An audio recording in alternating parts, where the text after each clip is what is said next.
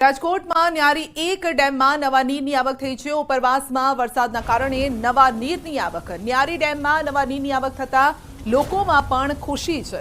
તો ઉપરવાસમાં વરસાદ અને જેના કારણે રાજકોટમાં પણ જળાશયો ડેમ અત્યારે પાણીની આવક ત્યાં થઈ રહી છે। ખેડૂતો માટે જો કે સારા સમાચાર છે, પરંતુ જ્યાં વધારે પાણી ભરાઈ જાય છે ત્યાં ખેડૂતોને મુશ્કેલી પણ થતી હોય છે। તો મોજ નદીમાં આવ્યા છે નવા નીર। ઉપલેટાના ગાઢાડા નજીક નદીમાં નવા નીર આવ્યા છે। ઉપરવાસમાં ધોધમાર વરસાદ જેના કારણે નદી નાળામાં નવા નીર આવ્યા। મોજ નદી પરના કોઝવે પર ફરી વળ્યા છે વરસાદી પાણી। ભારે વરસાદથી ખેડૂતોમાં ખુશીની લહેર જોવા મળી રહી છે। જામનગર શહેરમાં મેઘો મહેરબાન થયો છે। વરસાદી પાણીથી રસ્તા જળબંબાકાર થઈ ગયા છે। નીચાણવાળા વિસ્તારોમાં પાણી ભરાયા છે। જામનગરમાં અનેક જગ્યાએ વરસાદી પાણી ભરાઈ ગયા છે। જામનગરમાં વરસાદ વરસતા નીચાણવાળા જે વિસ્તારો છે, રસ્તાઓ છે, તે અત્યારે જળમગ્ન થઈ ગયા છે। શહેરના પંચેશ્વર ટાવરની આસપાસના વિસ્તારમાં પણ વરસાદી પાણી છે। રસ્તાઓ જળબંબાકાર થઈ ગયા છે। પ્રથમ વરસાદે જ પાલિકાની પ્રી મોન્સૂન કામગીરીની પોલ ખુલી ગઈ છે।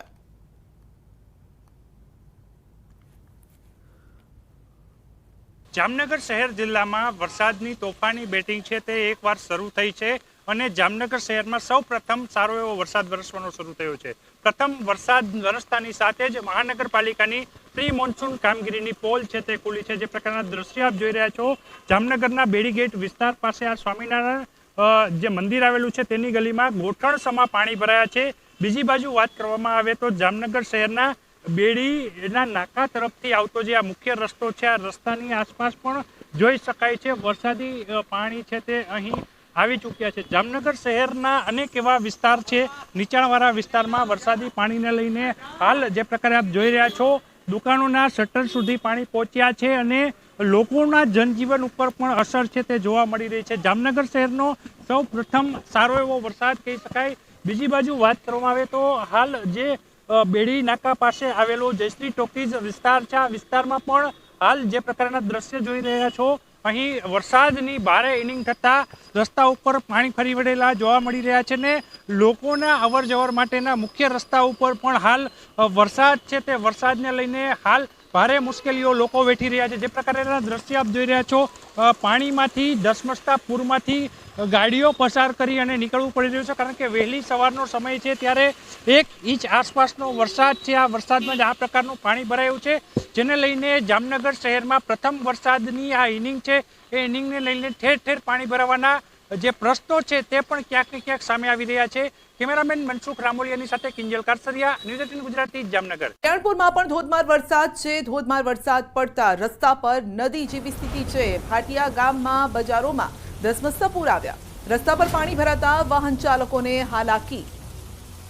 દ્વારકાના દ્રશ્યો છે, જ્યાં કલ્યાણપુરમાં પણ ભારે વરસાદ, રસ્તા પર પાણી ભરાઈ ગયા છે, લોકોને હાલાકી છે, ખાસ કરીને વાહન ચાલકો, કારણ કે વરસાદી ઋતુ જ્યારે હોય છે અને જ્યારે ભારે વરસાદ થતો હોય છે ત્યારે પાણી ભરાવાના કારણે ટ્રાફિક જામ પણ થતો હોય છે। વાહન ચાલકો, કારણ કે પાણી ભરાઈ જતું હોય છે ત્યારે અનેક વાહનો પણ બંધ પડી જતા હોય છે, ઘણી વખતે ધક્કા મારવા પડે તેવી પણ પરિસ્થિતિ આવતી હોય છે।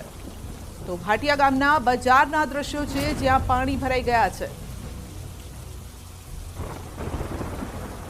કલ્યાણપુરમાં ધોધમાર વરસાદ, રસ્તા પર પાણી ભરાયા છે અને જેના કારણે લોકોને પણ મુશ્કેલી, લોકો બહાર નીકળવાનું ટાળતા હોય છે, પરંતુ જે લોકોને રોજિંદા કામ માટે બહાર નીકળવું પડે છે તે લોકો પણ, વાહન ચાલકો અત્યારે રસ્તામાં અટવાઈ ગયા છે અને જ્યાં રસ્તા પર પાણી વધારે હોય છે ત્યારે વાહનો પણ ઠપ થઈ જાય છે,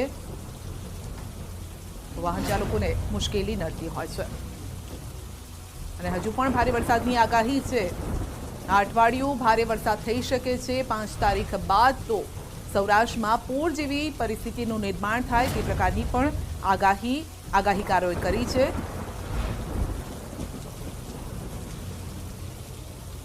વધુ અપડેટ મેળવીશું સંવાદદાતા મુકુંદ પાસેથી। જી મુકુંદ, દ્વારકામાં વરસાદ, કેટલીક જગ્યાએ પાણી પણ ભરાયા છે। જી સંધ્યા, વાત કરવામાં આવે તો દેવભૂમિ દ્વારકા જિલ્લામાં ગત રાત્રિએ વરસાદ વરસ્યો હતો, ત્યારબાદ વહેલી સવારથી જ પણ મેઘરાજાએ તોફાની બેટિંગ શરૂ કરી હતી। વાત કરવામાં આવે તો કલ્યાણપુર તાલુકાના ગ્રામ્ય વિસ્તાર તેમજ ભાટિયા સહિતના વિસ્તારોમાં ધોધમાર વરસાદના કારણે રસ્તાઓ પર નદી જેવા દ્રશ્યો જોવા મળ્યા હતા. કલ્યાણપુર તાલુકાના ભાટિયા ગામે બજારોમાં ગોઠણસમાં પાણી ભરાઈ જતા વાહન ચાલકો તેમજ રાહદારીઓને પણ પારાવાર મુશ્કેલીનો સામનો કરવો પડ્યો હતો. ખંભાળિયાની વાત કરીએ તો ખંભાળિયામાં પણ ધોધમાર વરસાદના કારણે જનજીવન પણ અસ્તવ્યસ્ત બન્યું હતું. દ્વારકા જિલ્લાની વાત કરીએ તો દ્વારકા જિલ્લાના 3 તાલુકામાં અત્યાર સુધીમાં કલ્યાણપુરમાં 7 ઇંચ અને ખંભાળિયામાં પણ 7 ઇંચ જેટલો વરસાદ વરસતા ચારો તરફ ખેતરો પણ નદી જેવા જોવા મળ્યા હતા. ખંભાળિયાની બજારો, ભાટિયાની બજારોમાં પણ ભારે પાણી ફરી વળ્યા હતા. સંધ્યા જી, આપનો આભાર.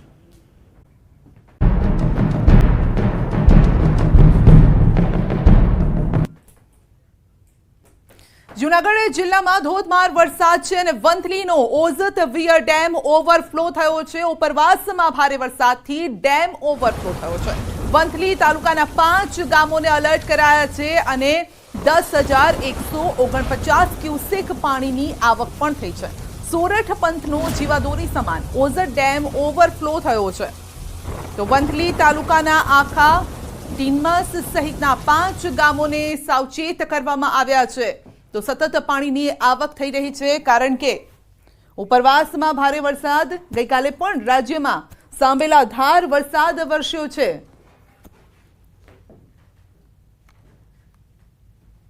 હાલ વંથલી તાલુકાના ઓઝતવિયર વંથલી ડેમમાં 10,149 ક્યુસેક જેટલી પાણીની આવક તથા જાવક ચાલુ છે, જેથી વંથલી તાલુકાના વંથલી, કણજા, આખા ટીમસ સહિતના ગામોને એલર્ટ રહેવા તેમજ નદીના પટમાં અવર જવર ન કરવા સૂચના આપવામાં આવે છે.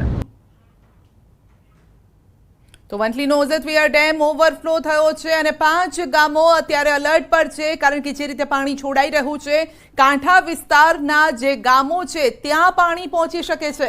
માટે કાંઠા વિસ્તારમાં આવતા 5 ગામોને એલર્ટ કરવામાં આવ્યા છે.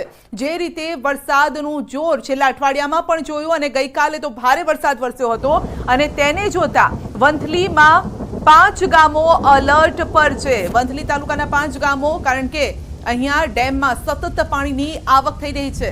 જૂનાગઢ જિલ્લામાં પણ ધોધમાર વરસાદ અને હજુ પણ આ અઠવાડિયું ભારે વરસાદ રહેવાનો છે. તારીખ 5 બાદ તો એ પ્રકારની પણ આગાહી છે કે પૂર પણ આવી શકે છે. વધુ અપડેટ મેળવીશું સંવાદદાતા અતુલ પાસેથી. જી અતુલ, જૂનાગઢમાં વરસાદના કારણે અને ઉપરવાસમાં જે વરસાદ વરસ્યો છે જેના કારણે ડેમમાં પાણીની આવક, કેટલા ગામોને એલર્ટ, કયા કયા ગામ?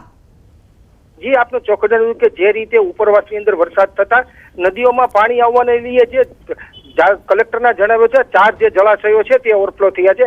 ખાસ કરીને જોવા જાય તો હાલ જે વંથલી ઓઝતવિયર છે તે ડેમ પણ ઓવરફ્લો થયો છે અને તેને નદીના પટમાં જવાની કે લોકોને કે તેના માલઢોરને લઈ અને નદીના પટમાં ન જવા સૂચના આપવામાં આવી છે.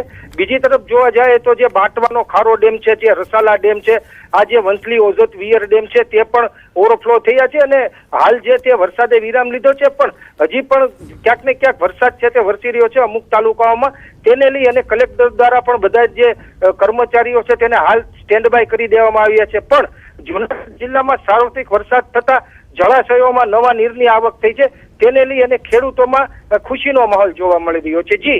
જી, પરંતુ 5 ગામોને એલર્ટ પણ કરવામાં આવ્યા છે. કઈ તરફના ગામો છે?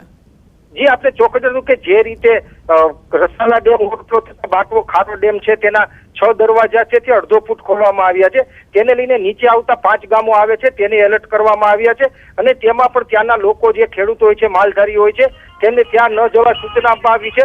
સાથે સાથે ઓઝતવિયર છે તેના નીચેના આવતા ગામોમાં પણ જે લોકો જે અવર જવર ન કરે તેની સૂચના આપવામાં આવી છે અને તેને લઈ અને તંત્ર પણ હાલ એક્શન મોડમાં આવી ગયું છે.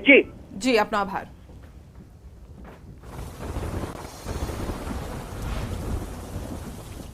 તો જૂનાગઢ જિલ્લામાં 4 ડેમ થયા છે ઓવરફ્લો. વંથલી ઓઝતવિયર ઓવરફ્લો થયો છે, આનંદપુર ઓઝતવિયર ઓવરફ્લો થયો છે, બાંટવા ખારો, કેરાડા, ઉબેણ વિયર ઓવરફ્લો થયો છે.